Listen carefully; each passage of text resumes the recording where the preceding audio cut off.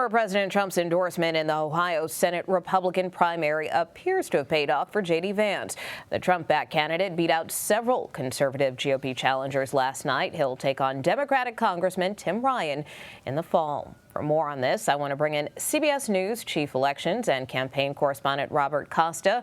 Robert, welcome back. How much of a factor was Trump's endorsement in J.D. Vance's win?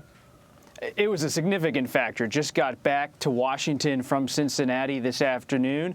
And what was evident last night walking around the Vance victory party is that this was someone who really relied on the Trump coalition, that he was in a crowded pack in the Republican Senate primary for months. He had the support of billionaire Peter Thiel, but that still wasn't enough. The Trump endorsement lifted him out of the pack, put him past Josh Mandel, the conservative state treasurer, State Senator Matt Dolan, who's more moderate on the Republican side, and that cemented the victory for J.D. Vance. It wasn't an overwhelming victory for him. It's not like he lapped the field by 20 or 30 points, but it was, no doubt about it, a clear victory for J.D. Vance. The Trump base, even though Trump is out of office, they still very much care about what the former president says, but that doesn't mean it's everything. You have to have a coalition and a message, it seems, especially in Ohio, a state Trump won twice, that really hits that Trump voter in the right spot. What's next for him, and what does the general election look like?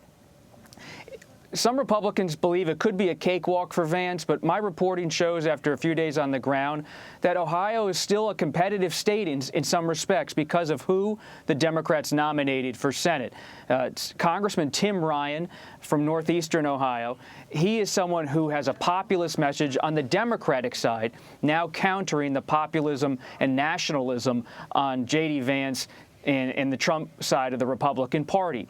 And that makes this an intriguing race. It's not a progressive challenger versus a Trump favorite. It's a Biden-style Democrat, someone who has a working-class appeal, working against someone politically who wrote the book Hillbilly Elegy, that bestseller that J.D. Vance wrote a few years ago. And on trade, they have a similar message, critical of China, critical of jobs going overseas.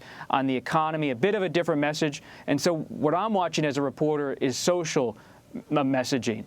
You saw Tim Ryan, the congressman, this morning taking on J.D. Vance on abortion ahead of that draft that's been released and circulating now in the news, and framing social issues at the front of the campaign, because you see Tim Ryan already trying to reach out not only to Trump voters who may be swing voters in Ohio, but also to suburban voters around cities like Columbus who may be alarmed about this possible rightward turn in the judiciary.